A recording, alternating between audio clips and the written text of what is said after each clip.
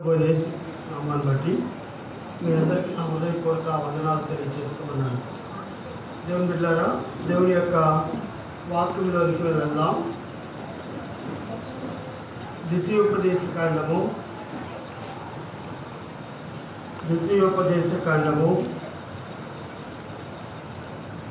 16వ అధ్యాయం.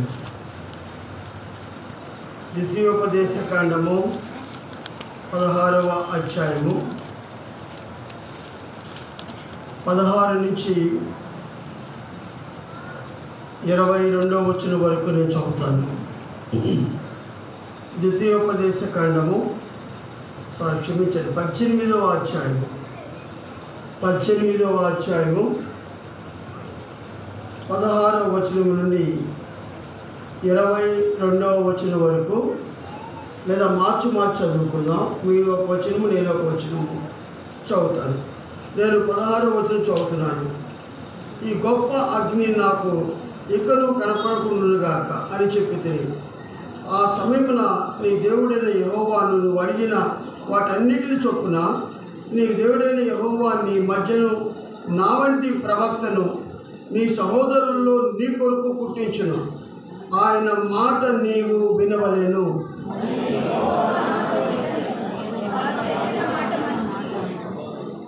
వారు చెప్పిన మాట మంచిది. 18వ వచనం, వారి సహోదరుల నుండి నీ వంటి ప్రవక్తను వారి కొరకు పుట్టించదను. అతని నోట నా మాటలు ఉంచుదును. నేను అతనికి ఆజ్ఞాపించినది యావత్తు అతడు వారితో చెప్పును.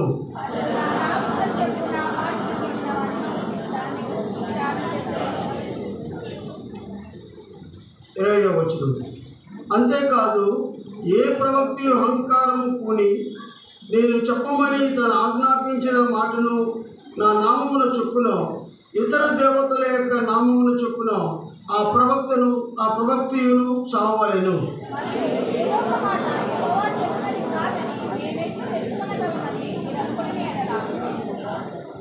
22వ వచనం, ప్రవక్త యెహోవా నామమున చెప్పినప్పుడు ఆ మాట జరగకపోయిన ఎడల, ఎన్నడూ నెరవేరకపోయిన ఎడలను అది యెహోవా చెప్పిన మాట కాదు. ఆ ప్రవక్త అహంకారము చేతనే దానిని చెప్పును కనుక దానికి భయపడవద్దు. దేవుడి వాక్యము మన వెనుకల్లో దీవించి ఆస్వాదించి బోధించును గాక. చిన్న ప్రార్థన చేసుకుందాం. తల వంచండి. మా ప్రేమ కలిగిన మా కృపగల దేవా, గత 11 మాసాలు మీరెంతో కాపాడి సంరక్షించి పోషించి ఈ యొక్క 12వ మాసంలో ఈ చివరి ఆదివార దినాన్న మనము నడిపిస్తున్న మీ నడిపింపును బట్టి మీకు వందనాలు. ఈ 3వ వారంలో మీ హస్తంతో మమ్మల్ని కాపాడి మీ సంరక్షిస్తూ పోషిస్తూ నన్ను నా కుటుంబాన్ని మీరు ఎంతగా ఈ సంవత్సరం అంతా నడిపించారో మీకు వందనాలు దేవా. ఇంతవరకు మీరు ఎంతో సహాయం చేస్తూ వచ్చారు. నా ఆరోగ్య విషయంలో తండ్రి, నా యొక్క కుటుంబాల విషయంలో, మా విశ్వాస విషయంలో తండ్రి, ప్రభా మా సంఘాల విషయంలో మీరు ఎంతో కృప చూపిస్తూ వచ్చారు తండ్రి. ఈ 3వ వారంలో మీరు చేసినంత వరకు మీ కృపను బట్టి మీకు వందనాలు తెలియజేస్తూ, ప్రభా నీ దాసుని నిలబడబోతుండగా మీ దివ్యమైన వర్తమానాన్ని మీ బిడ్డలకు మీరు అందించమని కోరుకుంటూ యేసు నామములో ప్రార్థించి మీకు తెలుగున్నాం తండ్రి, ఆమేన్.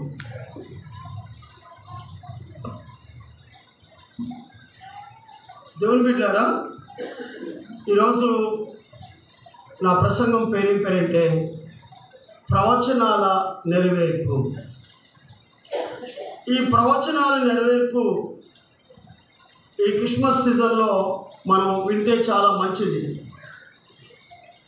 ఈ యొక్క పండుగ దినాల్లో ఎంతో ఉత్సాహంగా ఉంటూ ఉంటారు, ఎంతో సంతోషంగా పండుగలు చేసుకోవడానికి ఇష్టపడతారు. అయితే ఈ ప్రవచనాలు ఇచ్చే వారు ఎవరంటే ప్రభువైన యేసుక్రీస్తు వారు. ఈ ప్రవచనాన్ని, దేవుడిచ్చిన మాటను తీసుకునేవారు ఎవరంటే ప్రవక్తలు. ఆ ప్రవక్తలు ఏం చేస్తారంటే ప్రజలకు అందిస్తారు. అంటే నువ్వు ప్రవక్తలు చెప్పిన మాట తప్పనిసరిగా తూచా తప్పక నువ్వు వినాలి. తప్పనిసరిగా తూచా తప్పక చెప్పిన మాటలు వినాలి. ఆయన ప్రవక్తలు చెప్పే మాటలు ఎలా ఉంటాయి ఏంటో మనం చూడండి. ద్వితీయోపదేశకాండం 18వ అధ్యాయం 16వ వచనంలో చివరి మాట, ఆయన మాట నీవు వినవలేను. ఆయన మాట నీవు వినవలేను. ప్రశ్నేసేంత గొప్పవాడు మాత్రం కాదు నేను. మీరు నాకన్నా జ్ఞానవంతులు, నాకన్నా తెలియగలిగిన వారు. మీరు ఊరకనే చెప్పేస్తారు. నేనైతే చాలా టైం పట్టింది నేను చెప్పడానికి. అయితే ఈ సంవత్సరం అంతా సెల్ఫ్ అప్లికేషన్ చేసుకుందాం. నువ్వు దేవుని మాట విన్నావా? దేవుడు నిన్ను 11 మాసాలు, ఫర్ ఎగ్జాంపుల్ నెలలో 4 వారాలు వస్తాయి, ఒక్కోసారి 5 వారాలు వస్తాయి. 4 వారాలు వేసుకున్న 44 వారాలు 11 నెలలు వేశాను నేను. ఈ వారాల్లో ఆయన మాట విన్నావా? దేవుడు తన యొక్క దాసుల చేత విన్న మాటని, పలికిన మాటను లోబడ్డావా? లోబడి దాని ప్రకారంగా జీవించవా? నీ జీవితము సెల్ఫ్ ఎగ్జామినేషన్ చేసుకో. ఆయన మాట వినవలేను. విన్నావా నువ్వు? రెండో విషయం చూద్దాం మనం. ఇంకోటి చూద్దాం. చూడండి, ఒకవేళ నువ్వు వింటే జరిగేటువంటి విషయము 17వ వచనము, మరియు యెహోవా నాతో ఇట్లనెను, వారు చెప్పిన మాట మంచిది. రెండోది, ప్రవక్తలు పలికిన మాటకు నువ్వు విధేయత చూపిస్తే, లేదా దేవుని దాసులకు మాటలకు నువ్వు విధేయత చూపిస్తే, ఆ మాట నా మాట, అది నా నోటి నుండి వారి నోట్లోనికి నేను ద్వారా నీతో పలికాను, ఆ మాట చాలా మంచిదని ఈ సంవత్సరం అంతా గ్రహించావా? ఆయన వందలే ఎప్పుడు చెప్పి ఆయనే కదా, పాసిపడి దాసుడిలాగా ఎప్పుడు చెప్పిందే చెప్పి చెప్తాడు. దేవుడు తలుచుకుంటే రాళ్ళ నుండి కూడా పలికిస్తాడు. మీరు నోరు మూస్తే స్తంభాలు పలుకుతాయి. తెలుసా మీకు? దేవుడు తలుచుకుంటే ఫ్యాన్లు మాట్లాడతాయి. దేవుడు తలుచుకుంటే ఈ సీలింగ్ మాట్లాడింది. అవేగా వెంటనే ఈరోజు మనుషులు కాదు కదా, అవే వెంటనే కదా. ప్రవక్తల నోటి నుంచి మాట, అది దేవుడు తన నోరు బాగా తెరిచినప్పుడు దేవుడు దాన్ని నింపుతాడు. ఆ మాట వినాలి, నువ్వు దాని ప్రకారంగా జీవించాలి. 2024వ సంవత్సరంలో ఆ రీతిగా నువ్వు జీవించావా? రెండోది, వారు పలికిన మాట చాలా మంచి మాట అని గ్రహింపు నీలో కలిగిందా? మూడవది చూద్దాం. చూడండి, 18వ వచనం, 18వ అధ్యాయము 18వ వచనము, వారి సహోదరుల నుండి నీ వంటి ప్రవక్త వారి కొరకు పుట్టించదను, అతని నోట నా మాటలు ఉంచదను, నేను అతనికి ఆజ్ఞాపించినది యావత్తు అతని వారితో చెప్పును. చూసారా, దేవుడు మెసేజ్ని వాళ్ళ నోటిలో ఉంచుతాడు. డానియేలు చెప్పేది, డానియేలు చూసి మాత్రం మీరు వాక్యాన్ని నమ్మొద్దు. మీరు నాలో నివసించే దేవుడు పలికే మాటలు ఎడల విశ్వాసం ఉంచండి. ప్రవక్తల నోటి నుండి వచ్చే మాట మంచిది, అది చాలా మంచిది. ఆ మాట నువ్వు వినాలి, ఆ మాట నీవు జ్ఞాపకం ఉంచుకోవాలి. 4వ చూడండి, 19వ వచనము, అతను నా నామమును చెప్పు, నా మాటలను వినివారిని దాని గూర్చి విచారణ చేసేదను. అంతేకాదు, ఏ ప్రవక్తయు అహంకారము పూని నేను చెప్పమని తనకు ఆజ్ఞాపించిన మాటను నా నామమును చెప్పును, ఇతర దేవతల నామమును చెప్పును, ఆ ప్రవక్తయు చావవలేను. దేవుడు చెప్పిన మాట చెప్పకుండా వేరే విషయాలు చెబితే ఆ దినాల్లో చచ్చిపోతాడు. ఆయన మాట వినాలి, ఆయన మాట మంచిది. ఈ సంవత్సరం అంతా తన దాసుల్ని పంపించి సండే స్కూల్లో, యూత్ మీటింగ్లో, సిస్టర్స్ మీటింగ్లో, బలవర్తమానంలో, వర్షిప్ మెసేజ్లో తన దాసుని యొక్క నోట ఉండి పలికిన మాటలకు ఎంతవరకు నువ్వు విధేయత చూపించావు? ఆయన మాట మంచిది అని అన్నావు. ఎంత నువ్వు పరీక్షించుకున్నావు? ఒకవేళ దేవుడు నేను తూకవేస్తే తూగుతావా?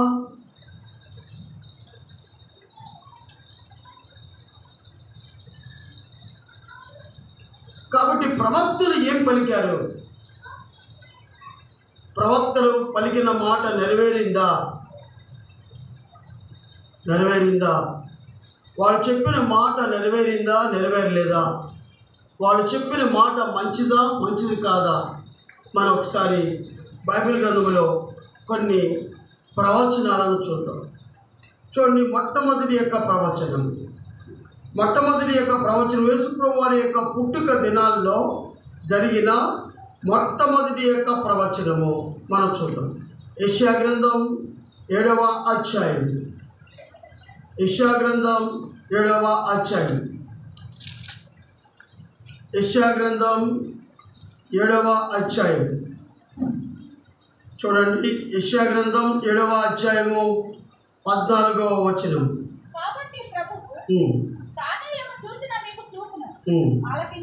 ఆలకించుడి. కన్యక గర్భవతి కుమారుని కని అతనికి ఇమ్మానుయేల్ అని పేరు పెట్టబడెను. ఇది సుమారు బైబిల్లో ఒక ప్రవక్త పేరు యెషయా గ్రంథాన్ని యెషయానే రాశాడు. సుమారు యేసుప్రభువు వారు పుట్టక తల్లికి 700 సంవత్సరాల క్రితం ఒక ప్రవచనాన్ని ఒక ప్రవక్త అయిన యెషయా పలికాడు. ఏం పలికాడు మనం చూస్తే, కాబట్టి ప్రభువు తానే ఒక సూచన మీకు చూపును, ఆలకించుడి. కన్యక గర్భవతి కుమారుని కని అతనికి ఇమ్మానుయేల్ అని పేరు పెట్టవచ్చు. చాలండి. అంటే కన్యక గర్భవతి అవుతుంది, ఒక కుమారుని కంటుంది అని యేసుప్రభువు వారు పుట్టక తల్లికే 700 సంవత్సరాల క్రితం ప్రవక్త నోట నుంచాడు. అది నెరవేరిందా? రండి, మత్తయి సువార్త 1వ అధ్యాయం. మత్తయి సువార్త 1వ అధ్యాయం. మత్తయి సువార్త 1వ అధ్యాయము 18వ వచనం. ఆయన తల్లి మరియా యోసేపునకు ప్రదానము చేయబడిన తరువాత వారేకము కాక మునుపు ఆమె పరిశుద్ధాత్మ వలన గర్భవతిగా ఉండెను. ఆమె భర్త అయిన యోసేపు నీతిమంతుడైంది. ఆమెను అవమానపరచనక రహస్యముగా ఆమెను విడనాడను ఉద్దేశించాను. చూసావా? యేసుప్రభువు వారు పుట్టిన తరువాత, పుట్టబోయే ముందు ఒక కన్యక గర్భము దాలించింది. యెషయా ఏదైతే పలికాడో అది సుమారు యేసుప్రభువు వారు పుట్టిన తరువాత, పుట్టక ముందు, జస్ట్ దాని ముందు రోజుల్లోనే ఒక కన్యక గర్భవతి ధరించింది. ఆయనకు యేసు అని పేరు పెట్టబడ్డాడు. ఆ యేసు అనగా రక్షకుడు. ఆయనకి ఇమ్మానుయేల్ అని పేరు కూడా పెట్టబడింది. చూద్దాం తర్వాత విషయాన్ని. ఇక్కడ గమనించండి, ఈ వాక్యాన్ని జాగ్రత్తగా గమనిస్తుంటే, కన్యక గర్భవతి అవడం ఏంటి?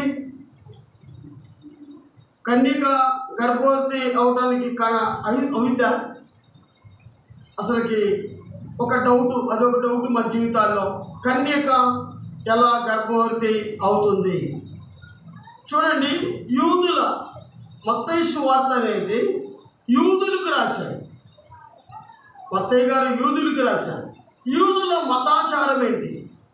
యూదుల యొక్క ఆచారం ఎలా ఉంటుంది మనం చూస్తే, వాళ్ళకి 3 రకాలుగా, పెళ్ళికి ముందు 2 రకాలుగా జరుగుతుంది. మనకు కూడా అదే జరిగింది.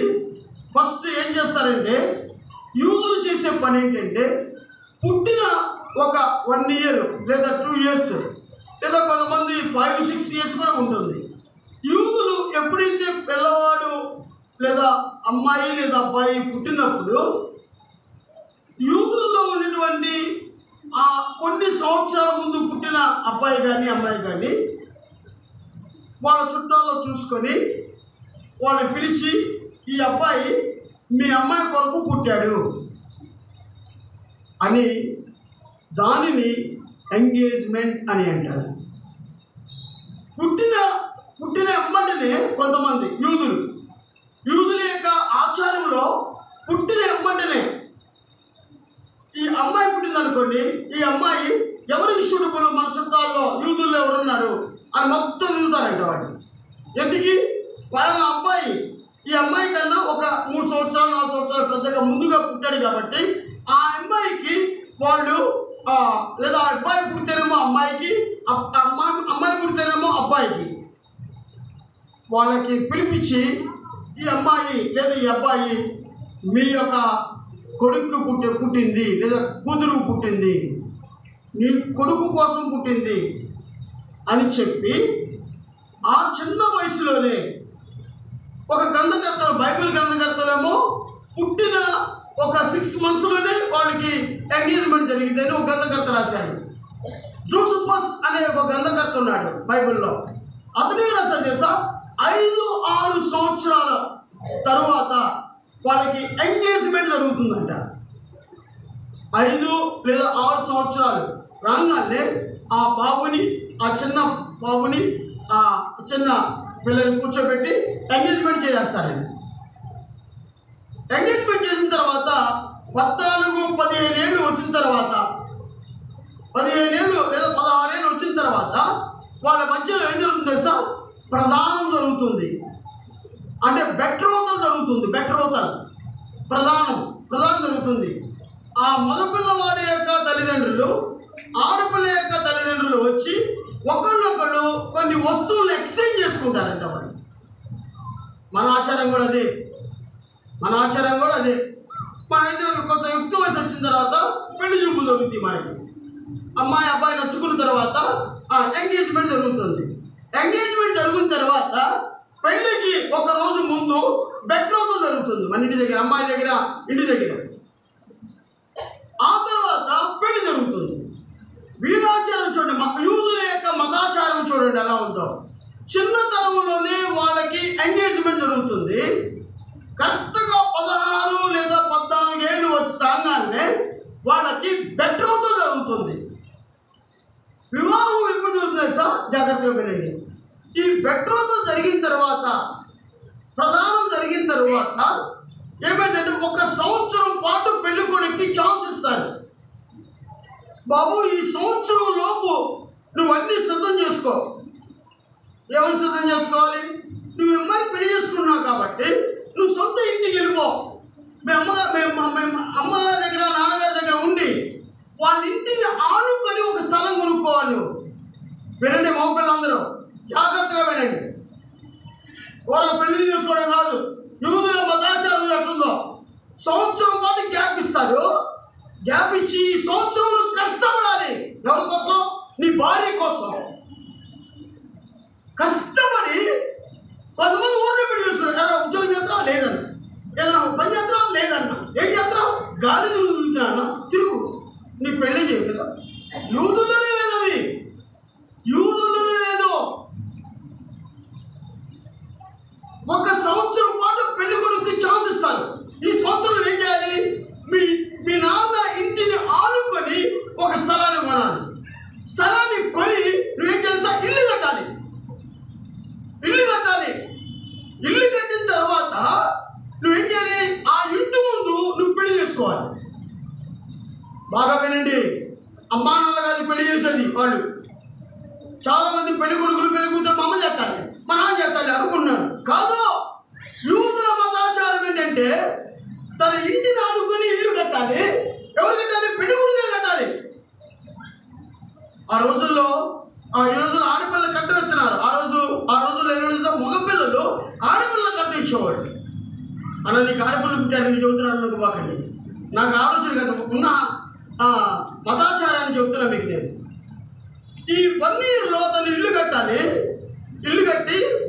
ఆ అమ్మాయిని తీసుకొచ్చి ఆ అమ్మాయిని అక్కడ పెళ్లి చేసుకోవాలి. ఆ ఇంటి ముందే మగపిల్లలు పెళ్లి చేసుకోవాలి.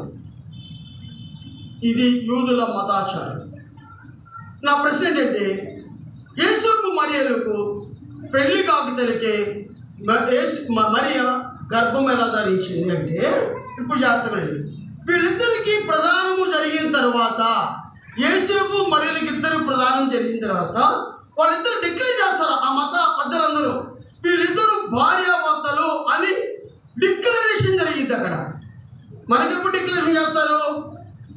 ఎప్పుడైతే వివాహంలో ఎంగేజ్మెంట్ రింగ్ కాకుండా వివాహపు రింగ్ ఎప్పుడైతే మార్చుకుంటారో, కొంతమంది బైబిల్స్ మార్చుకుంటారు, కొంతమంది గార్మెంట్స్ మార్చుకుంటారు, కొంతమంది కొన్ని పద్ధతులుగా మార్చుకుంటారు. అప్పుడు పాస్టర్ గారు భార్యాభర్తలని వాగ్దానాలు చేసిన తర్వాత భార్యాభర్తలను డిక్లరేషన్ చేస్తారు.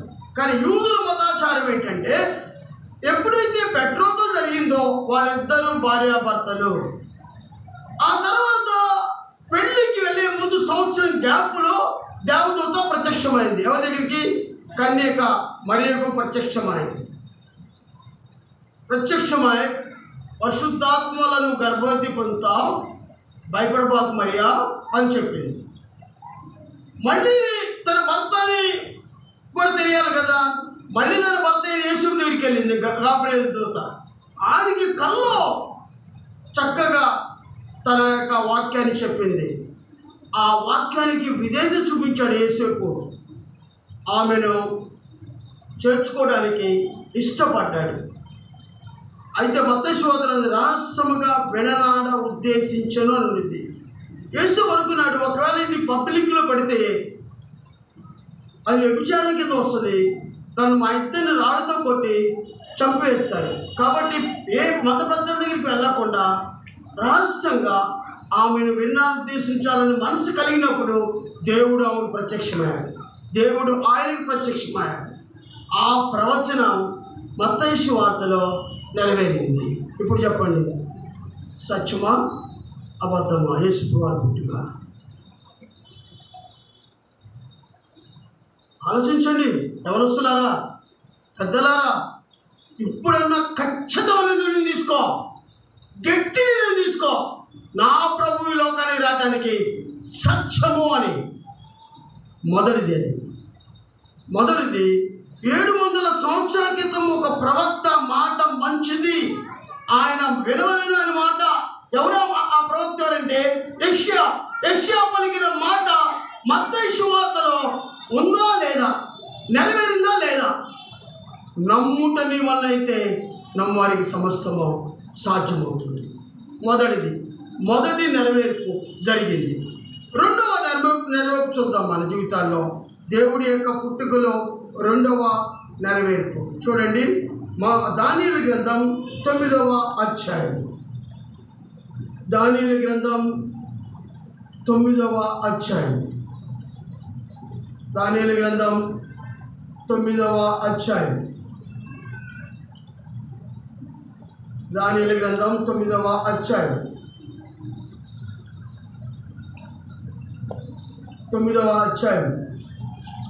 25వ వచనం.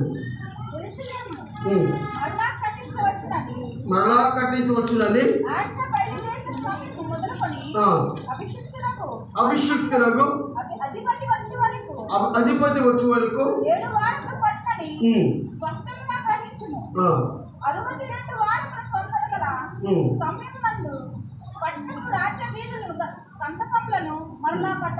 చూడండి. రెండవ నెరవేర్పు ఇదే గాబ్రియల్ దూత దానియేలు దగ్గరికి వచ్చింది. సుమారు 400 సంవత్సరాల క్రితం యేసుప్రభు వారు పుట్టక తనకి 400 నుంచి 500 సంవత్సరాల క్రితం వచ్చి, దానియేలు నువ్వు నాకు బహుప్రియుడివి అని ఏం చెప్పింది? 25వ వచనంలో యెరూషలేము మళ్ళా కట్టించుడని ఆజ్ఞ బయలుదేరి సమయము వదులుకొని అభిషక్తుడు ఆ మాట చూడండి. అభిషక్తుడు అనే మాట పైన 1 అని ఉంది, అవునా? ఉంది కదా. దాని కింద చూడండి ఏమో రాయబడిందో. ఏముంది? మెస్సయ్యా అని రాయబడింది. అంటే సుమారు దానియేలు ప్రవక్తగా లేదా ఒక ఉద్యోగిగా నెబుకద్నెజరు దగ్గర రాజు దగ్గర పనిచేస్తున్నప్పుడు ఉన్నటువంటి దానియేలుకి దూత ప్రత్యక్షమై అభిషిక్తుడు రాబోతున్నాడు అని చెప్పాడు. యేసుప్రభువు పుట్టిన తర్వాత కూడా అద్భుతమైన ప్రవచనం బయటకు నెరవేరింది. అందుకనే మీకు ప్రవక్త మాట మంచిది, ఆ మాట వినవలేను అని మీకు ముందుగా చదివించింది నేను. రెండవ అద్భుతమైన సత్యము ఏంటంటే అభిషిక్తుడు పుట్టబోతున్నాడు. అభిషిక్తుడు అనగా మెస్సయ్య, మెస్సయ్య అనగా క్రీస్తు అనే మాట వచ్చింది. ఒక దినాన్న మా ముస్లిం సహోదరులను ప్రేమించి నా దగ్గరికి వచ్చారు.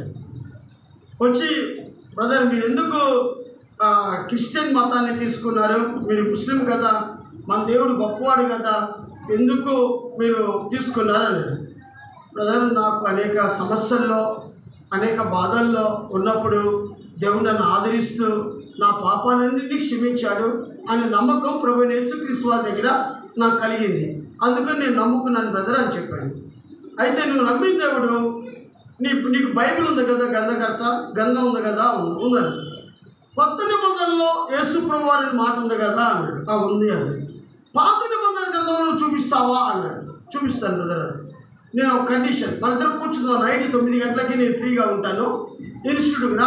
కండిషన్, నా దగ్గర ఉర్దూ బైబిల్ ఉంది, నేను సత్యం చెబితే ఆ ఉర్దూ బైబిల్ నువ్వు తీసుకో, లేదా నువ్వు సత్యం అయితే నీ దగ్గర ఉన్న ఖురాన్ నాకు ఇవ్వాలి, తెలుగు ఖురాన్ నాకు, ఎందుకంటే నాకు ఉర్దూ రాదు కాబట్టి. మా ఇద్దరి మధ్య అగ్రిమెంట్ అది. ఓకే, మా మత పెద్దల్ని తీసుకొని వస్తా అన్నాడు. ఎంతమంది తీసుకొస్తావు చెప్పాను. 9 మందిని తీసుకొస్తా అన్నాడు. తెలిసిరా. మరి నువ్వు ఎంతమంది తీసుకొస్తావు? నేను ఒక్కడనే ఉంటాను. కండిషన్, రెండో కండిషన్, నువ్వు 9+1 10 మంది, నేను మొత్తం 10 మంది. మీరు ఏ క్వశ్చన్ ఇస్తారో ఆ క్వశ్చన్కి నా ఆన్సర్ చెప్తాను. ఆ క్వశ్చన్కి ఆన్సర్ చెప్పిన తర్వాత ఒకవేళ నువ్వే గెలిచావు అనుకుందాం, మీ ఖురాన్లో ఉన్న దేవుడే గెలిచాడు అనుకుందాం, గెలిచిన, లేదా మా బైబిల్లో ఉన్న దేవుడే గెలిచాడు అనుకోండి, చివరికి మనం చేసిన పని ఏంటంటే నేను దమ్ బిర్యానీ తెప్పిస్తాను. రాత్రి ఎంత టైం అయినా దమ్ బిర్యానీ తెప్పిస్తాను. మనందరం తిని భోజనం చేసుకొని ఆ ఖురాను నాకు ఇవ్వాలి, నేను నీకు ఉర్దూ బైబిల్ ఇస్తాను. ఇది కండిషన్ అన్నది. ఓకే. ఒక దినాన్ని వచ్చారు, కూర్చున్నారు, మాట్లాడుతున్నప్పుడు వాళ్ళు వేసిన మొట్టమొదటి ప్రశ్న ఏంటో తెలుసా? యేసుప్రభు వారు పాత నిబంధన గ్రంథంలో పేరు ఉన్నదా అని అన్నాడు. ఉంది అన్నాడు. ఎక్కడుందో చూపించాడు. చూపించబోయే ముందు నేను చెప్తున్నాను, యేసుప్రభు వారుకున్న 3 పదాలను ఆయన పేరుకి అర్థం. 1 అభిషిక్తుడు అని అర్థం ఉంది, 2 మెస్సయ అని అర్థం ఉంది, 3 రక్షకుడు అని అర్థం ఉంది. ఈ 3 దేనిలో దాన్ని చూపిస్తాను అన్నది. ఓకే, చూపించాను. దానియేలు గ్రంథం 9వ అధ్యాయము 25వ వచనం. ఇప్పుడు మనం చదివాం. అభిషిక్తుడు అనగానే మెస్సయ్య అని కనబడింది. వ్యక్తిపేరాడు. పాత మీద ఉందా? ఉంది బ్రదర్. నమ్ముతావా? నమ్ముతావు యేసుప్రభు నిజమైన దేవుడా కాదా? యేసుప్రభు పుట్టక తనకే 400 సంవత్సరాల పై చులుకు ఆ దానియేలుకి గాబ్రియేలు దూత ప్రవచించింది, మెస్సయ్య పుట్టబోతున్నాడని. అదే వాక్యము కొత్త నిబంధనలో ఉందా లేదా చూద్దాం. మత్తయి సువార్త 1వ అధ్యాయం. మత్తయి సువార్త 1వ అధ్యాయం. మత్తయి సువార్త 1వ అధ్యాయం. 1వ అధ్యాయము 1వ వచనం చదవండి. అబ్రహాము కుమారుడగు దావీదు కుమారుడైన యేసుక్రీస్తు వంశావళి. యేసుక్రీస్తు అని మనకు అర్థం లేదా? యేసుక్రీస్తు దాని కింద పుట్టిన కింద చెప్పాడు చూడండి. అభిషక్తుడు, క్రీస్తు అనే శబ్దమునకు అభిషక్తుడు అని అర్థం. ఇప్పుడు చెప్పండి, మన దేవుడు నిజమైన దేవుడా అబద్ధికుడా? ఆలోచించుకో. ప్రవక్తల మాట విన్నావంటే అది సత్యం. అది. ఇప్పుడైనా అవిశ్వాసిగా ఉంటావా, విశ్వాసగా జీవిస్తావా? ఆలోచించుకో. నువ్వే ఎప్పుడూ చారిత్రాత్మక దేవుడు మన దేవుడు. ఏదో అట్లా పుట్టే వెళ్ళిపోవాలైనా అలా వచ్చే వెళ్ళిపోవాలి మన జీవితాల్లో. మన దేవుడు చారిత్రాత్మక దేవుడు. ఖచ్చితంగా నమ్మాల్సిందే నువ్వు. ఈ ఈయన తప్ప వేరే దేవుడు లేనే లేడు. ఈయన చారిత్రాత్మక కలిగిన దేవుడు. కొంతమంది దేవతలు కొన్ని లక్షల సంవత్సరాల క్రితం ఉన్నామని అంటారు. నేను లక్షలు నేను చూడలేదు, నేను పుట్టలేదు కూడా. అప్పటికి కూడా నాకు తెలిసిన నా ప్రవక్తలు చెప్పిన మంచి బోధ, యేసు ప్రభువారు ఒక చారిత్రాత్మకమైన దేవుడు. ఆయనకు ఒక చరిత్ర ఉంది. ఆ చరిత్ర నెరవేరబడింది. 2 అయిపోయింది. 3వ చూద్దాం. దాన్ని 3వ అద్భుతమైన ప్రవచనం నెరవేరుతూ 3వ ప్రవచనం యొక్క నెరవేర్పు మనం చూద్దాం. చూడండి, ఇర్మియా గ్రంథం 31వ అధ్యాయం 15వ వచనం. ఇర్మియా గ్రంథం 31వ అధ్యాయము 15వ వచనం. యెహోవా ఇలాగూ సెలవిచ్చున్నాడు, ఆలకించుడి, రామాలో అంగలార్పు వినపడుచున్నది, రాహేలు తన పిల్లల గురించి ఏడ్చున్నది.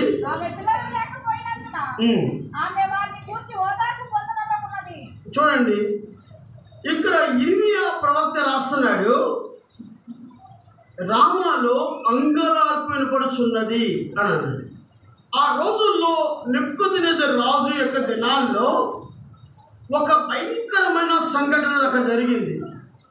ఇర్మియా అనుకున్నాడు, ఇదే సంఘటన అనుకున్నాడు ఇర్మియా. ఏ సంఘటన జరిగింది? ఒక రాజు 2 సంవత్సరాల్లో ఉన్న పిల్లలందరినీ కూడా భయంకరంగా హింసించాడు.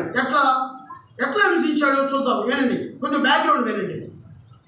నెబుకద్నెజర్ రాజు యెరూషలేమును జయించాడు. జయించిన తర్వాత అక్కడి నుంచి కొంతమంది ముఖ్యులైన వారిని బానిసలుగా తీసుకొచ్చారు. బానిసలుగా ఎప్పుడైతే తీసుకొచ్చారో ఒక ప్రదేశం దగ్గర ఆగారు. అది కొంతమంది యెరూషలేము అంటారు, కొంతమంది వేరే ఊరు అంటారు. ఆ యెరూషలేము దగ్గర ప్రాంతంలో ఒక ఊరు. ఆ ఊరి పేరు ఏం పేరంటే రామా.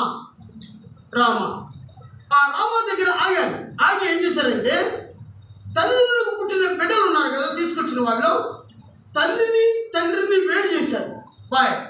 మగవాళ్ళందరూ ఒక పక్క రండి, ఆడవాళ్ళందరూ ఒక పక్క రండి అని నిలబెట్టారు. తర్వాత వాళ్ళకు పుట్టిన పిల్లలు కూడా వేరు చేశారు. పిల్లలు అందరూ ఒక పక్క వచ్చారు. పక్క వచ్చిన తర్వాత ఈ పిల్లల్ని దారుణంగా హింసించారు. ఆ కళ్ళ ముందు తల్లిదండ్రులు పెద్దగా ఏడుస్తున్నారు. రామాలో అంగలార్పు అంటే ఇర్మియా అది గ్రహించాడు. అది కాదు. రాండి, మత్తయి సువార్త 1వ అధ్యాయం. మత్తయి సువార్త 1వ అధ్యాయం 17వ వచనం 16వ వచనం చదువుదాం. ఆ జ్ఞానులు తను అపహరించినని హేరోదు గ్రహించి బహు ఆగ్రహం తెచ్చుకొని తాను జ్ఞానుల వల్ల వివరముగా తెలుసుకున్న కాలం బట్టి బెత్లెహేములోని తక్కువ వయసు గల మగపిల్లలందరినీ వధించెను. అందువలన రామాలో అంగలార్పు వినబడెను, ఏడ్పును మహారోదన ధ్వనియు కలిగెను. రాహేలు తన పిల్లల విషయమై ఏడ్చుచు వారు లేనందున ఓదార్పు పొందనల్లక ఉండెను అని ప్రవక్త ఇర్మియా ద్వారా చెప్పబడిన వాక్యము నెరవేరెను. ఇదేంటంటే, యేసుప్రభు వారు పుట్టినప్పుడు ఒక తూర్పు దేశపు జ్ఞానులు హేరోదు రాజు దగ్గరికి వచ్చారు. అయ్యా, మా దగ్గర ఒక గ్రంథం ఉంది. ఆ గ్రంథంలో మేము చదివితే ఒక రాజు పుడతాడు. పుట్టినప్పుడు మేము ఆకాశమున నక్షత్రం ఉందని మా గ్రంథంలో ఉంది. ఆ నక్షత్రం మేము చూసాము. ఆ చూసిన ఆ నక్షత్రం బట్టి ఈ భూమిని ఏలబోయే ఒక రాజు పుట్టాడని మేము గ్రహించుకుంటూ వస్తూ ఆ నక్షత్రం మమ్మల్ని నడిపిస్తూ వచ్చింది. ఎక్కడ తీసుకొచ్చిందంటే ఈ రాజ్యంలో తీసుకొచ్చింది. హేరోదు రాజుమైన నీకన్నా గొప్ప రాజు పుట్టాడు అన్నప్పుడు హేరోదు రాజుకి ఏమని తెలుసా? కలవరం పుట్టింది. నేను తప్ప ఈ దేశంలో వేరొక రాజు ఉండడానికి వీల్లేదు. బహుశా తన వయసు ఎంత ఉండిదయ్యా అని అడిగాయంట తూర్పు దేశ జ్ఞానుల్ని. బహుశా పుట్టి 2 సంవత్సరాలు ఉండిదయ్యా, ఈ లోపే ఉండొచ్చయ్యా అని అన్నాయంట. అందుకని హేరోదు రాజు ఒక ఆజ్ఞను జారీ చేశాడు. ఆజ్ఞ ఏంటో తెలుసా? 2 సంవత్సరాల లోపున్న పిల్లల్ని చంపివేయమని. యేసుప్రభు వారి యొక్క రోజుల్లో పుట్టిన 2 సంవత్సరాలు, యేసుప్రభు వారి పుట్టి కూడా 2 సంవత్సరాలు పోయింది. ఎమ్మని యేసుకు మరియలకు స్వప్నమందు దూత కనబడి మీరు ఇక్కడి నుంచి వెళ్ళిపోండి, ఐగుప్తులకు వెళ్ళిపోండి అని పంపించాడు. ఎప్పుడైతే యేసుప్రభు వారు ఐగుప్తులకు వెళ్ళిపోయినాడో అక్కడ భయంకరమైన ఏడ్పు, అంగలార్పు కలిగింది. ఇర్మియా ప్రవచించిన వాక్యము నెరవేరిందా లేదా? మీరే చెప్పండి. మీ దేవుడు నిజమైన దేవుడా, విగ్రహారాధికుడా? ఇప్పుడు చెప్పండి, ఇప్పుడు చెప్పండి. నువ్వు నమ్మిన దేవుడు సత్యవంతుడా కాదా? ఆలోచించుకో. నువ్వు రోజు బైబిల్ తీసుకొని మందిరానికి వస్తున్న దేవుడు నిజమైన దేవుడా కాదా? రోజు చక్కగా ప్రార్థన చేసుకుంటూ ప్రార్థన వింటున్న దేవుడు నిజమైన దేవుడా కాదా? చరిత్రాత్మక దేవుడా కాదా? ఆలోచించుకో. ఎందుకు ఈ వాక్యం చెప్తున్నానంటే నీ విశ్వాసము బల పొందాలని, నీ నమ్మకము బల పొందాలనే. 4వ ప్రవచనము రండి. 4వ ప్రవచనము. 3 ప్రవచనాలు చెప్పాను. మొదటిది కన్యక మరియ గర్భం ధారించింది. 2వ ప్రవచనం చెప్పాను, ఆయన క్రీస్తు, అభిషిక్తుడు, ఆయన మెస్సయ, ఆయన యేసు అనే మాటను మీకు నెరవేరింది. 3వది రామాలో అంగలార్పు. అదే మత్తయి సువార్తలో కూడా యేసుప్రభు వారు పుట్టినప్పుడు రామ అనే గ్రామంలో ఉన్నప్పుడు అంగలార్పు జరిగింది. 4వ ప్రవచనము. బైబిల్లో ఎన్ని ప్రవచనాలు చెప్పగలుగుతారా? సుమారు ఎన్ని ప్రవచనాలు? వాగ్దానాలు వేరు, ప్రవచనాలు వేరు. అంటే ప్రశ్న వేసేంత గొప్పనేం కాదు. దానికి ఆన్సర్ క్వశ్చన్ నేను వేస్తాను, ఆన్సర్ కూడా నేను చెప్పుకుంటాను. మీరు మాత్రం వింటూ ఉంటారు కదా, అంతే. ఎందుకు క్వశ్చన్ వేసానంటే కొంచెం ఆలోచన పెరిగిందండి నా ఉద్దేశం. ఎక్కడుంది నిజంగా ఇన్ని ప్రవచనాలు ఉన్నాయా, ఇన్ని వాగ్దానాలు ఉన్నాయా అని కొంచెం ఆలోచిస్తారని ప్రశ్న వేశాను. నిద్రపోయే వాళ్ళకి గబక్కన కూరుకుపోయిందని, అది నా యొక్క ఆలోచన. ఎన్ని ప్రవచనాలు బైబిల్లో? తప్పు రాంగ ఏదో ఒక సంఖ్య చెప్పండి. 300 ప్రవచనాలు ఉన్నాయి బైబిల్లో. 300 ప్రవచనాలు కూడా నెరవేరిపోయినాయి. అన్నీ నెరవేరాలా, కొన్ని మాత్రమే. సుమారు 90% ఆఫ్ ప్రవచనాలు నెరవేరిపోయినాయి. ఓన్లీ 5% మాత్రమే నెరవేరాలంట. ఓన్లీ 5%. నేను చెప్పేది సత్యం. అది చూడండి. మరొక ప్రవచనాన్ని కొన్ని మాత్రమే ముందు ఉంచుతున్నాను నేను. మరొక ప్రవచనం నెరవేరు. సంఖ్యాకాండం 24వ అధ్యాయం. సంఖ్యాకాండము 24వ అధ్యాయం. సంఖ్యాకాండము 24వ అధ్యాయం 17వ వచనం.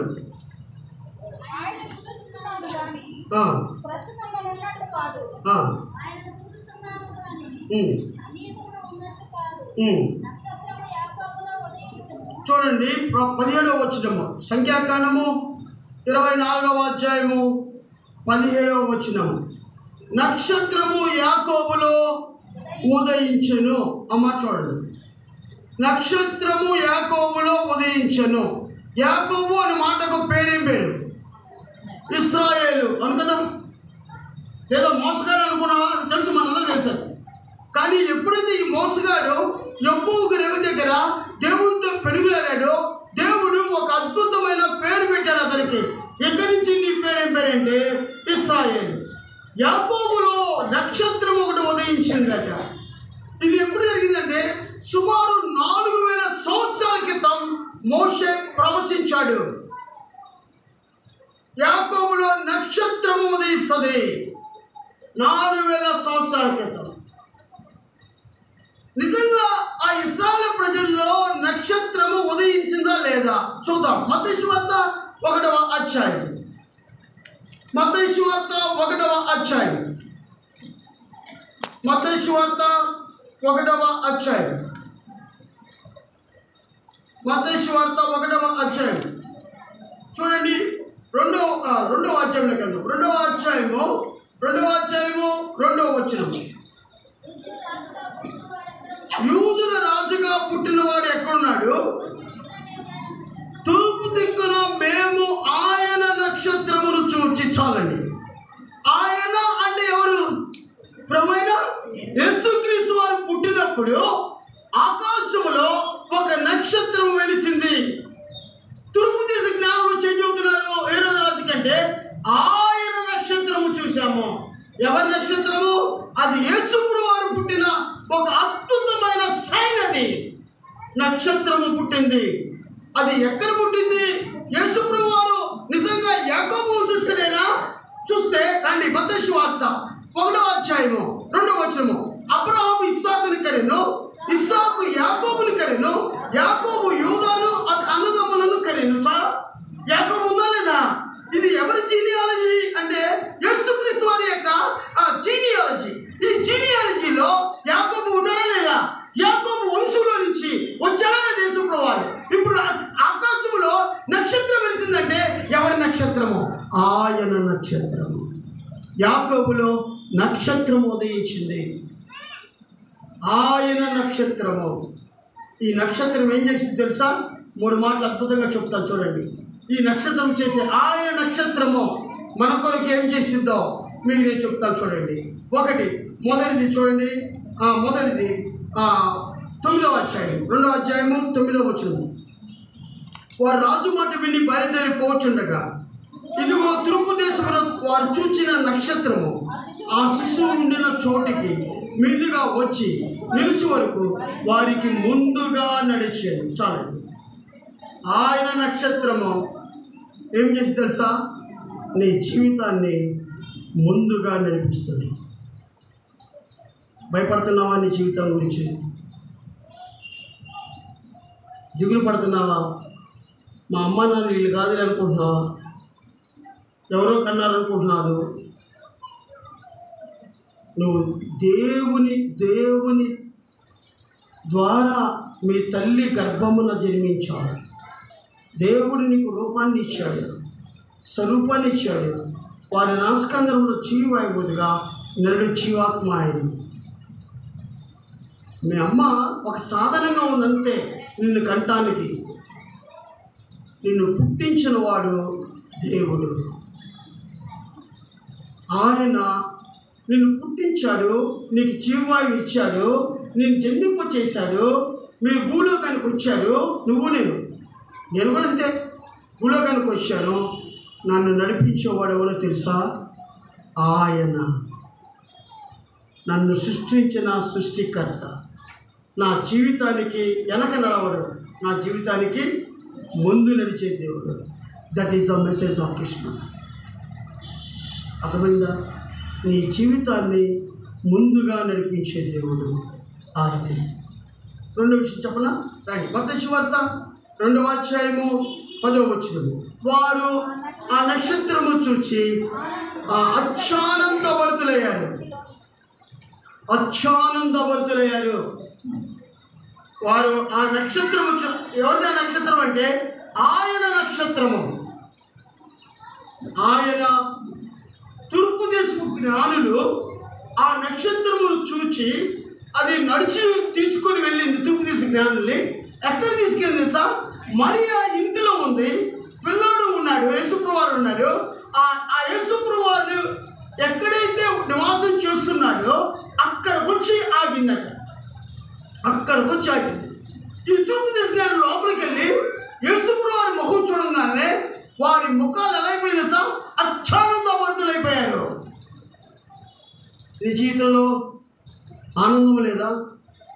ఏడుస్తూ ఉన్నావా? చాలామంది ఎవరొస్తారు లేదా ఆలోచిస్తారు, ఎందుకు ప్రభువా నన్ను ఈ కుటుంబంలో ఉంచావు?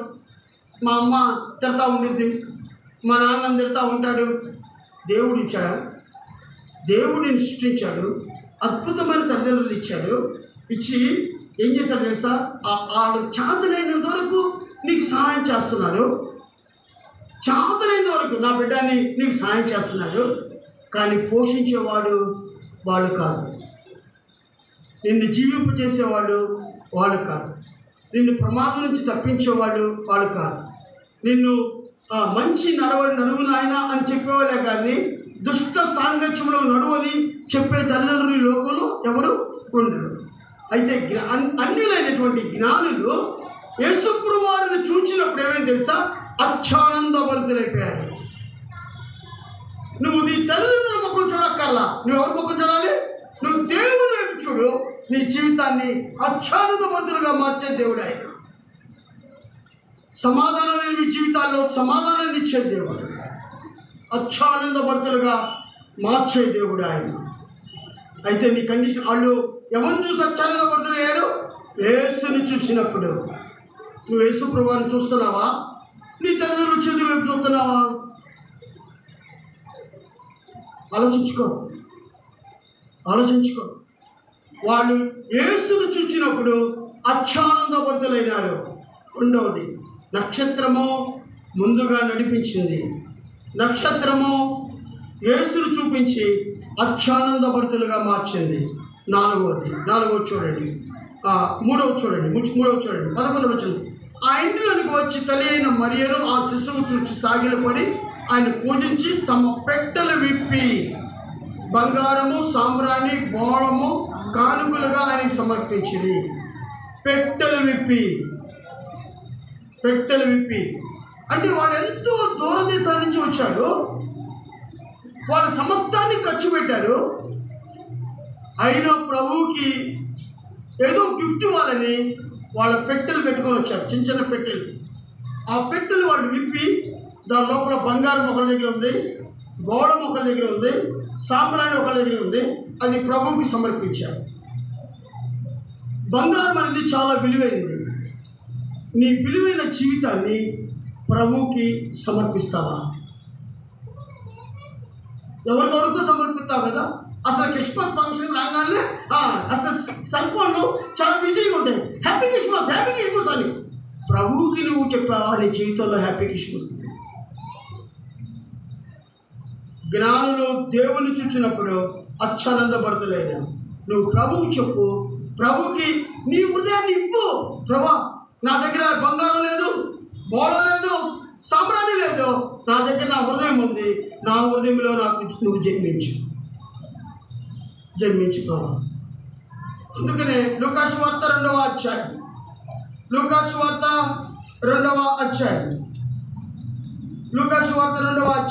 7వ వచనం. తన తొలిచూలు కుమారుని కని పొత్తిగుడ్డలతో చుట్టి సత్రములో వారికి స్థలము లేనందున ఆయనను పశువుల తట్టులో పరుండు చేశారు. ఎక్కడ స్థలం లేదంట? ఎక్కడ స్థలం లేదు? సత్రములో ఆ స్థలము లేనందున, సత్రములో స్థలం లేదు. ఎక్కడ పరుండు పెట్టారు? పశువుల తట్టులో పరుండు పెట్టారు. ప్రశ్న నేను ముందుగా చెప్పా, ప్రశ్న చదువు గొప్పవాడు కాదు. ప్రభువుకి ఆ దినాల్లో సత్రంలో చోటు లేదు. మరి ఇప్పుడు విన్నా కదా ప్రభు గురించి, ఆయన చారిత్రము దేవుడు విన్నా కదా. నీ హృదయంలో చోటుందా? ప్రభా, నా హృదయంలో జన్మించు ప్రభా, నేను హృదయాన్ని ఇస్తావా? నా హృదయాన్ని ఇస్తాను ప్రభా, నేను ఇస్తావా? ధైర్యంగా చెప్పగలుగుతావు ప్రభుకి? ధైర్యంగా ఇవ్వగలుగుతావు నువ్వు? ఇవ్వలేకపోతే ఆయన ఇంకా పశువుల తొట్టులోనే ఉంటాడు. ఇస్తే నీ హృదయంలో జన్మిస్తావు. ఎందుకు ఇవ్వాలి? ఆయనకి ఎందుకు ఇవ్వాలి? రండి, లూకాసు వార్త 2వ అధ్యాయము 14వ వచనము. సర్వోన్నతమైన స్థలములో దేవుని మహిమయు ఆయన ఇష్టమైన మనుషులకు భూమి మీద సమాధానము కలుగును గాక. ఆయన ఇష్టమైన మనుషులకు ఎందుకు ఈ వర్తమానం దగ్గర తీసుకొచ్చాయంటే, దేవుడు నిన్ను ఇష్టపడ్డాడు. ఇష్టపడి నువ్వు చేర్చుకుంటావని, నీ హృదయంలో చేర్చుకుంటావని, నీ హృదయాన్ని విప్పుతావని ఇష్టపడి దగ్గరికి వచ్చాడు. తన దాసులు పంపించి వాక్యం చెప్తున్నాడు. ఎందుకు సార్? సమాధానం లేని జీవితాల్లో సమాధానాన్ని ఇవ్వటానికి దేవుడు ఇష్టపడుతున్నాడు. ఈ ప్రవచనాలు నెరవేర్చిన దేవుడు, చారిత్రాత్మక దేవుడు నీ హృదయంలో ఉండాలని, నీకు సమాధానాన్ని ఇవ్వాలని, నిన్ను అత్యానందభరితులుగా మార్చాలని దేవుడు ఇష్టపడుతున్నాడు. పరిశోధించుకో, బలలో యోగ్యంగా పాల్గొందు. అట్టి కృప ప్రభు మనందరికీ దయచేయను గాక.